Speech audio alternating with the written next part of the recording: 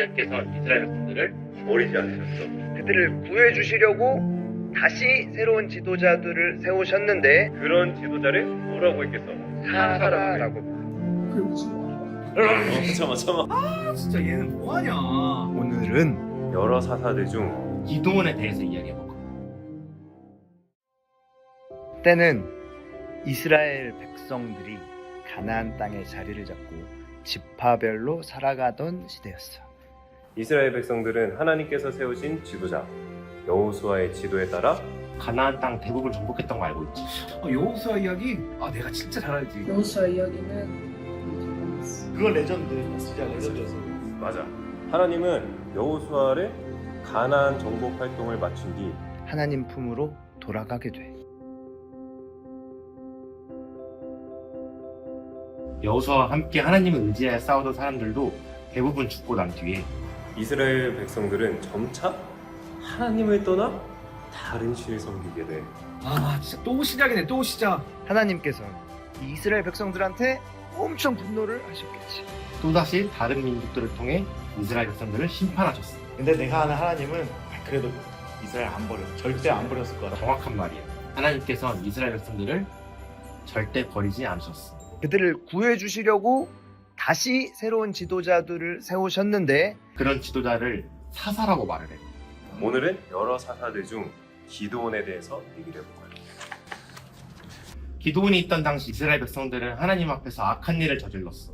그래서 하나님은 미디안 사람들 손에 이스라엘 백성들을 결국 넘겨주셨지. 이 미디안 사람들은 이스라엘 사람들이 지어놓은 농사를 모두 망쳐놓고 재산을 마음대로 약탈을 해가는 거야. 그럼 또 이스라엘은 하나님을 불렀겠지? 얘네는 아주 그냥 힘들 때만 하나님을 찾네.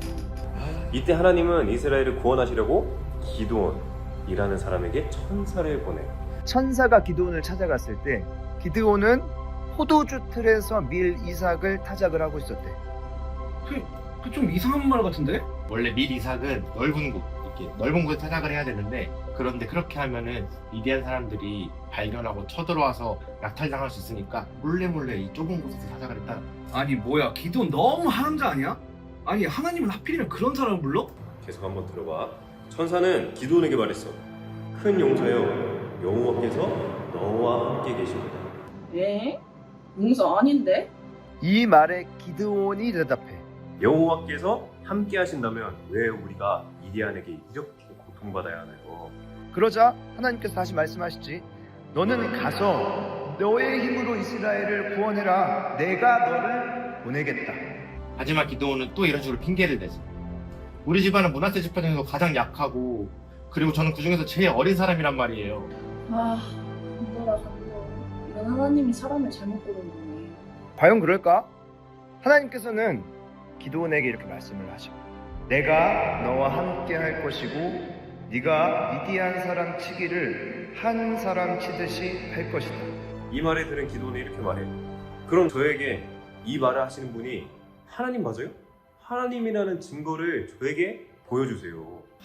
하나님을 시험해 지금? 그러니까 진짜 정신 나간 것 같아 걔. 하지만 하나님께서는 그런 기드온의 요청을 들어주시지. 기드온이 가져온 여러 음식들을 바위 위에 올려놨어. 하나님께서는 그 음식들을 그대로 불태워 주시면서 자신을 증명하셔.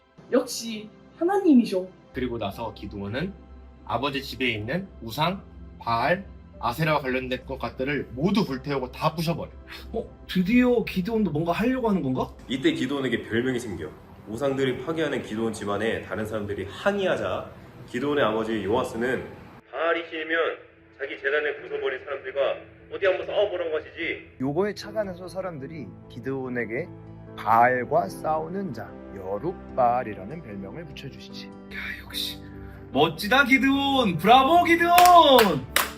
기드온은 이제 사람들을 불러 모으기 시작해. 이스라엘 여러 지파들을 모두 불러 모았지. 그리고 나서 기드온은 다시 하나님에게 말해. 하나님, 이스라엘을 구하신다는 증거를 이 사람들 앞에서 한 번만 더 보여주세요. 또 이제 좀 믿어야 된다. 이거 진짜 제발. 그래서 기드온이 한 게 뭐냐면 양털 뭉치 있잖아.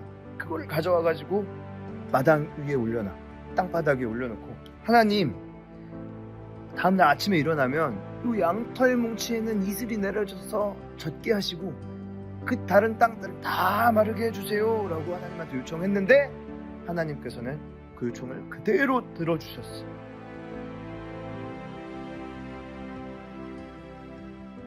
그런데 기도는 한 번 더 증거를 구해. 기도원은 또 이렇게 말해. 하나님, 저에게 화내지 마시고 이번에는 이 양털 말고 나머지 땅을 다 젖게 해줄 수 있나요? 근데 이걸 또 들어주시고.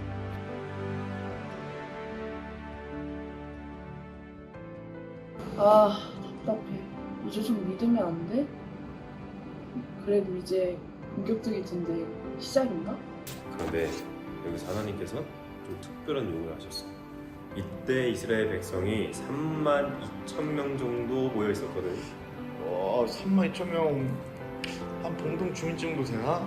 그럼 좀 할만하겠는데? 근데 하나님이 이 중에서도 두려워 떨리는 사람들은 다 보내라고 하시는 거야.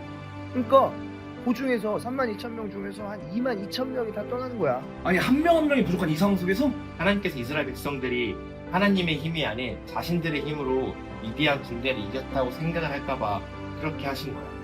근데 이것도 맞다고 생각하셨는지 하나님은 더 줄이라고, 더 줄이라고 말씀하셨어요.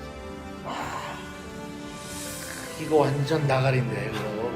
이 군인들한테 물가에 가서 물을 마시게 한단 말이지.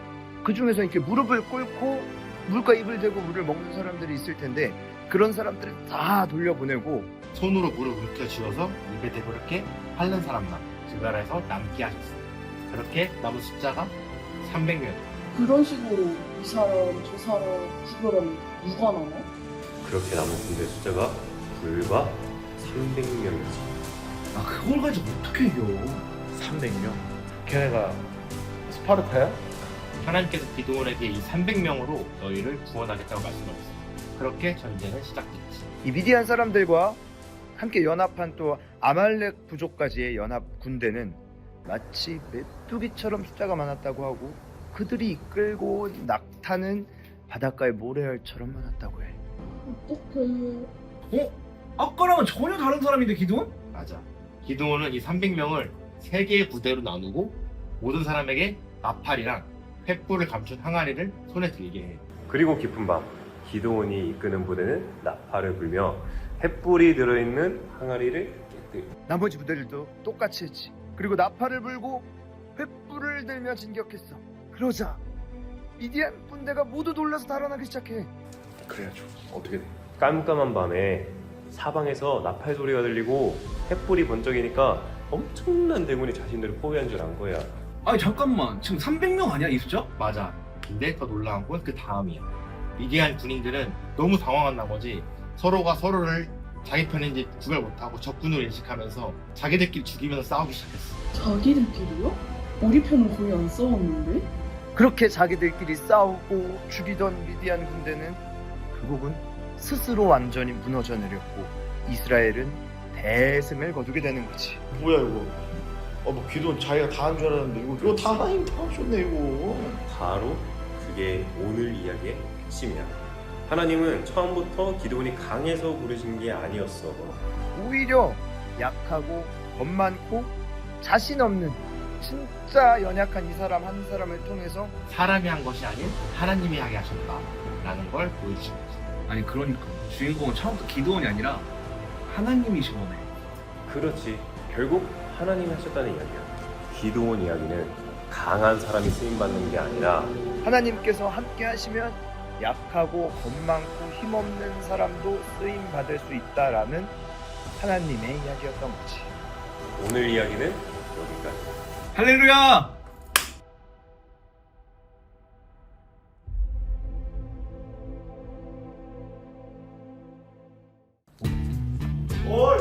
형. 뭐야? 때는 이스라엘 백성들이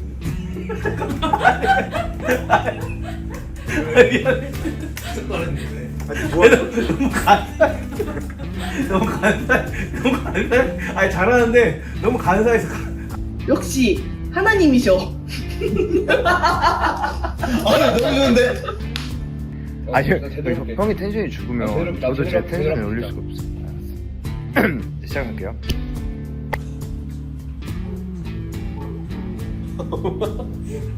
오! 오씨. 아 형이 이렇게 하면은 내가 되게 힘들어요. 아니 형 일단 이렇게 도와주신 게 너무 감사해요. 그냥 하나님 이스라엘